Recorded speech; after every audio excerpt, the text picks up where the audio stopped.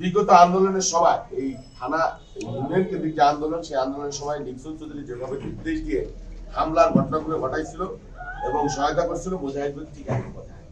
ফরিদপুর ৪ আসনের একজন স্বতন্ত্র প্রার্থী বেশ কয়েকদিন ধরে কিছু মিথ্যাচার করছেন, বিভ্রান্তিকর তথ্য বক্তব্য দিচ্ছেন এবং সূক্ষ্মভাবে আমাদের নেতাকর্মীদের উপর ভিত্তি মিথ্যা দায় চাপানোর চেষ্টা করছে। বিগত আন্দোলনের সময় এই থানা ইউনিয়ন কেন্দ্রিক যে আন্দোলন, সেই আন্দোলনের সময় নিক্সন চৌধুরী যেভাবে নির্দেশ দিয়ে হামলার ঘটনাগুলো ঘটাইছিল এবং সহায়তা করছিল, মুজাহিদ ঠিক একই কথা।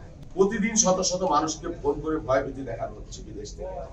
প্রতিদিন আপনাদের কাছে তথ্য আছে, আমাদের কাছে কিছু অডিও আছে।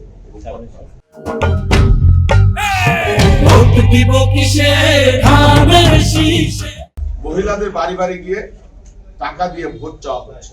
এইসব তথ্য ভিডিও সহ জাতীয় গণমাধ্যমে আমরা গতকালও আমি দেখেছি যে আশঙ্কা আমি করেছিলাম। আমরা বারবার বলেছি এগুলা বিচ্ছিন্ন ভাবে, এইভাবে বলা হয়নি, কিন্তু গতকাল আমরা সেগুলো তথ্য এবং সংবাদ দেখেছি। অথচ এই বেগই আবার বলছে আমরা নাকি আওয়ামী লীগের পুনর্বাসন। এটা একটা চরম মিথ্যাচার এবং ধৃষ্টতা বলে আমি মনে করছি। যিনি নিজে আওয়ামী লীগের সাথে হাত মিলিয়ে কাজ করছে এবং অন্যদের আওয়ামী পুনর্বাসনের আবার অভিযোগও করছে। এখানে আওয়ামী লীগের যিনি মূল প্রতিনিধি, বিগত সংসদ সদস্য, তিনি এখন প্রকাশ্যে একেবারে কাঁথা দিয়ে নেমে পড়ছেন। এখানে সারা দিন রাত শত শত ফোন কনফারেন্স করছেন, ধমকাচ্ছেন, আমার লোকদের হুমকি দিচ্ছেন, প্রলোভন দিচ্ছেন, টাকা পাঠাচ্ছেন, তার লোক পাঠাচ্ছেন, আবার তিনি বলছেন আমরা নাকি আওয়ামী লীগ পুনর্বাসন করছি। এইগুলা একটা কি বলবো, এগুলা মিথ্যাচার ছাড়া অন্য কিছু না। দেখেন কি ধরনের মিথ্যাচার সবিরোধী বক্তব্য উনি রাখছে। আমি বলি এই বেগ সাহেব প্রথম কথা বলছে যে ২২ তারিখের পরে এখানে কোনো গ্রেপ্তার হয়নি। হ্যাঁ হয়নি, এটা তো সত্যি। এবং ফরিদপুরের প্রশাসন আন্তরিক, এটাও কিন্তু বলেছেন। অর্থাৎ তিনি প্রশাসনের প্রশংসা করলেন, ভালোভাবে বা প্রশাসনের ইতিবাচক ভূমিকা স্বীকার করলেন, কিন্তু একই সময় তিনি বলছেন ইতিহাসের নিকৃষ্টতম নির্বাচন হচ্ছে।